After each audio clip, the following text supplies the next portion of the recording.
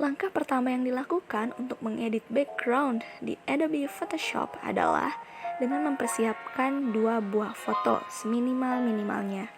Foto yang pertama adalah foto objek kita sendiri atau objek orang lain atau objek siapapun itu. Lalu foto yang kedua adalah background.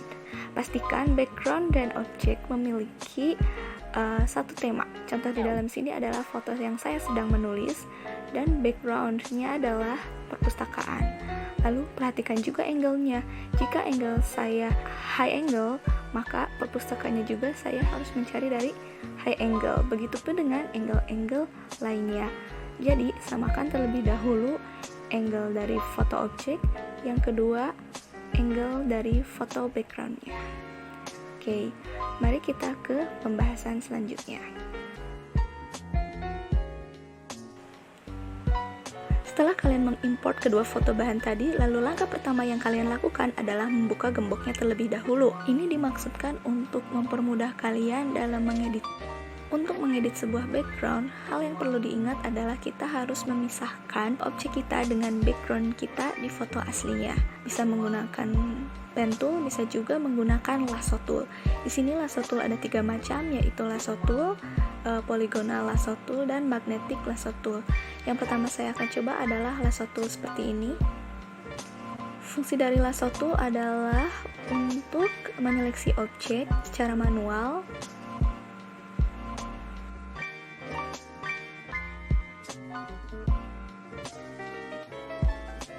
Kemudian polygonal lasso tool. Polygonal lasso tool ini sama dengan lasso tool pada dasarnya, hanya saja yang membedakannya tidak semanual dan sebebas lasso tool, tetapi lebih ke tekstur yang memiliki siku-siku.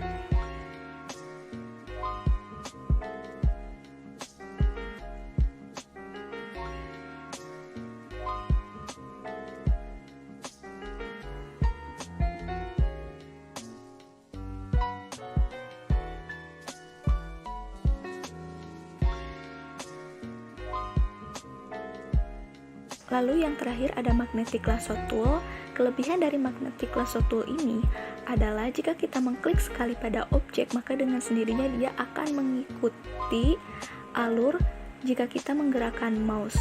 Tetapi perlu diperhatikan bahwa magnetic lasso tool ini sangat sensitif, maka jika kita tidak sengaja menggerakkan mouse keluar dari jalur yang kita inginkan untuk kita seleksi, secara otomatis menyeleksi sendiri.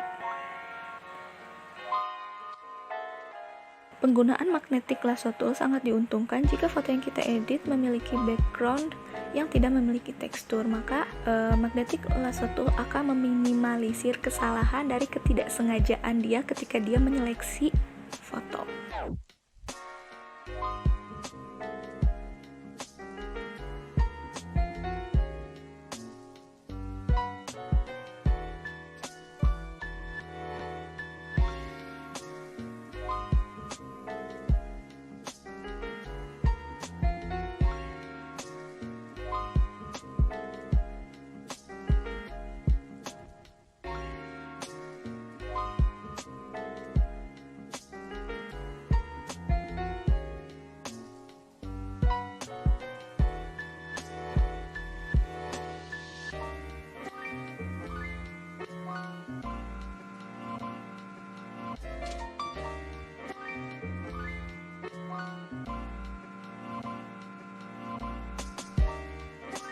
Ketika kita ingin menggunakan lasso tool, maka terdapat 4 kotak di pojok kiri atas yang perlu diperhatikan.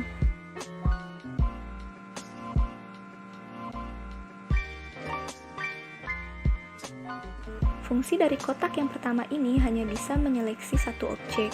Jika kita ingin menimpa seleksi di seleksi sebelumnya, yang dia lakukan hanyalah memindahkan. Dia tidak bisa berfungsi sebagai penambah seleksi. Atau jika kita melakukan seleksi di tempat lain, maka secara otomatis seleksi yang pertama akan hilang.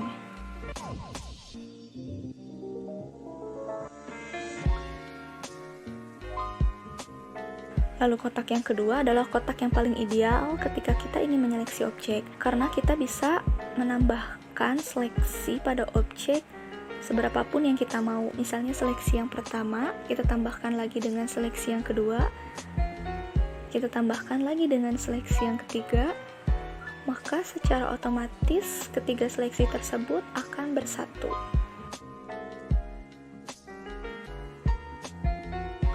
Lalu kita beralih kepada kotak yang ketiga. Fungsi dari kotak yang ketiga ini adalah untuk mengurangi jumlah seleksi yang kita buat.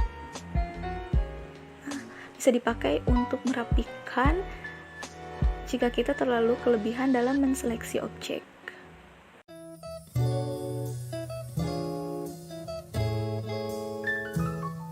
Sedangkan kotak yang terakhir, jika kita melakukan seleksi di atas seleksi, maka hasil seleksi dari yang kita seleksi adalah perpotongannya saja. Nah, sekarang kita jadi mengetahui kapan saja kita harus menggunakan keempat kotak tadi dalam menyeleksi sebuah objek dengan menggunakan lasso tool.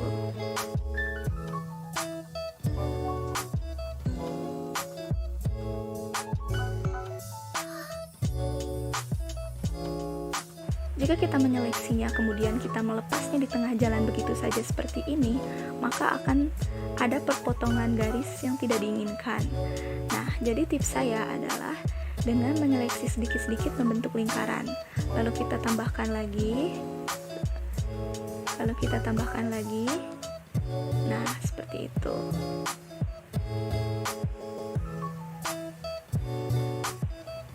Lalu tips selanjutnya adalah dengan memperbesar fotonya terlebih dahulu, jadi kita dapat menyeleksi objek secara detail seperti ini.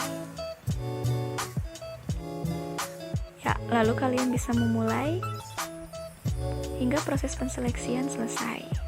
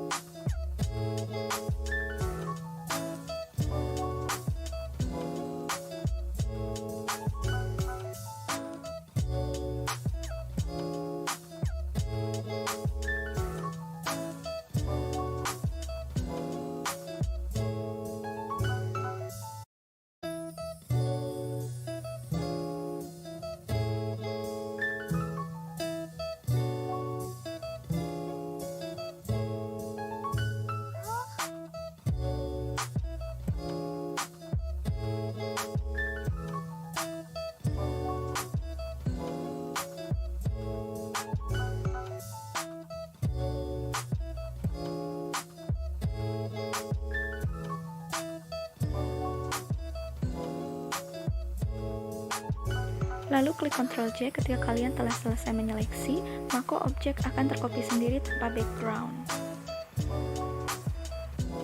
Lalu kita persiapkan file baru untuk menggabungkan background dan objek yang telah kita seleksi tadi.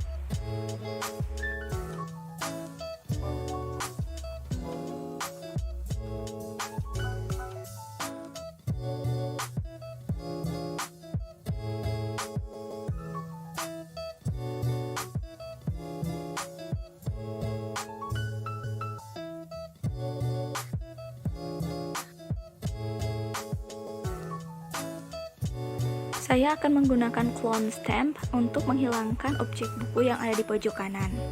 Sebelum kita melakukan clone stamp, kita perhatikan dulu bahwa kita telah menyeleksi layer 1. Kalau kita lupa menyeleksi layer 1, maka yang terlihat adalah gambar forbidden di mouse. Itu artinya kita tidak bisa melakukan clone stamp. Penggunaannya adalah dengan mengklik Alt pada keyboard dan klik pada mouse secara bersamaan untuk mengambil objek yang ingin kita tempel. Sampel lalu kita tempelkan pada objek yang kita inginkan. Lakukan terus sapuan agar objek yang kita inginkan menghilang.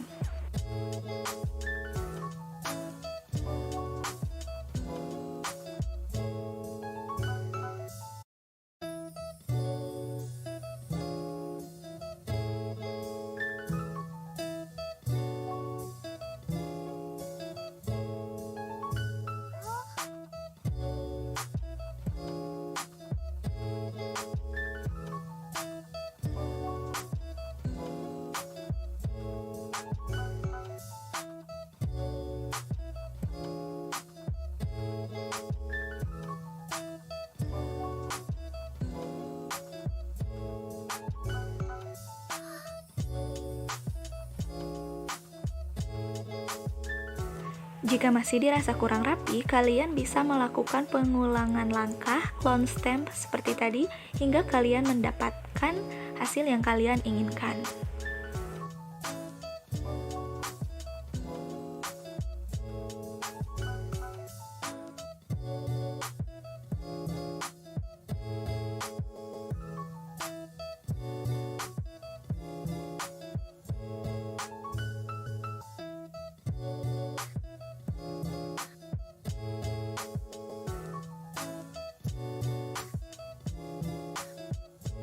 Agar editan terlihat lebih real, kalian dapat menggunakan brush tool untuk membuat efek bayangan.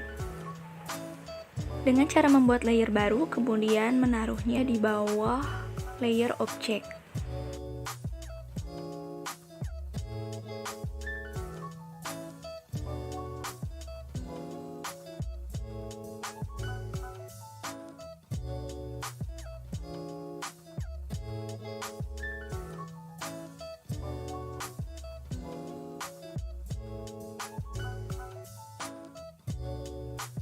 Agar objek brush tadi lebih menyatu kepada background, maka klik multiply.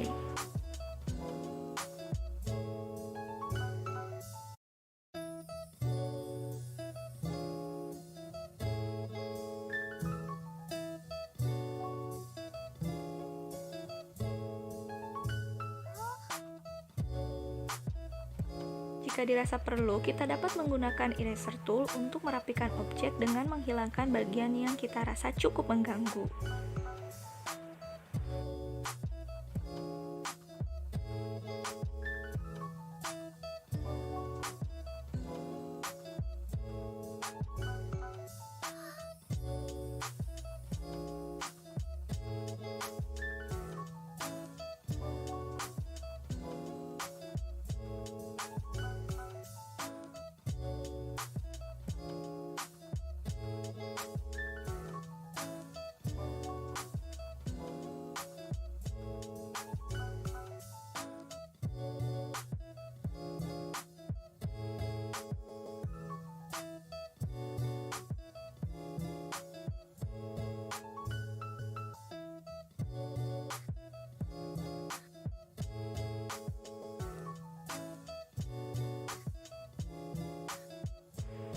Kemudian kita menggunakan blur tool untuk mempersatukan antara objek bagian depan dan background, agar sisi-sisi objek bagian depan lebih terasa lembut hingga menyatu. Perhatikan strength pada blur tool. Jika kita menggunakan terlalu besar strength, maka blur yang dihasilkan akan lebih halus, dan ini kurang tepat digunakan. Maka gunakanlah strength yang lebih kecil agar terlihat lebih alami dan real.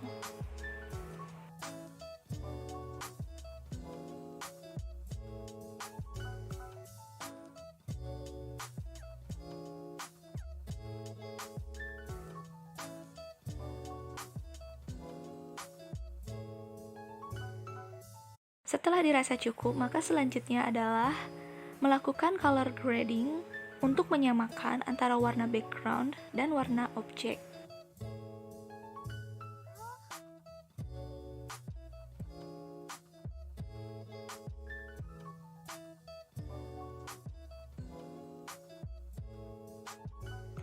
Dengan clone stamp, kalian juga bisa menghilangkan noda-noda di wajah.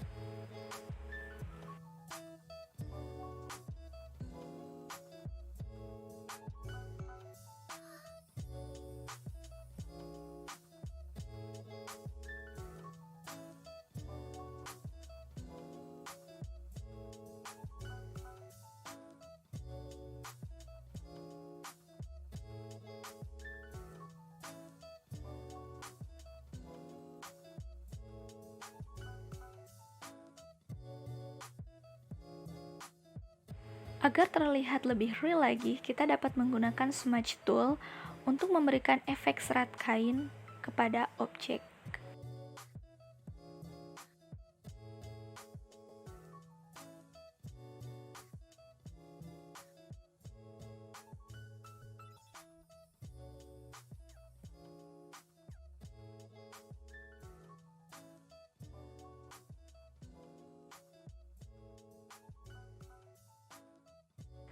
Setelah dirasa cukup, maka langkah terakhir yang perlu kita lakukan adalah dengan memerge layers.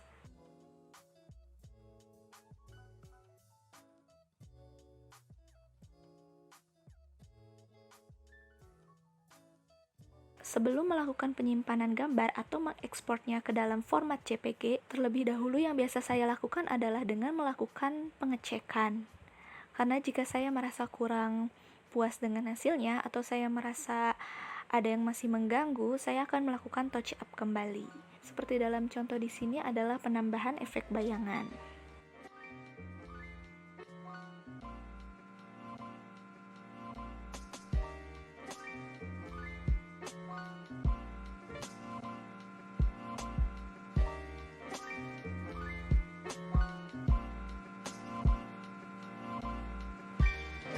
Dan seperti inilah hasilnya. Terima kasih telah menonton sampai akhir. Salam kreatif.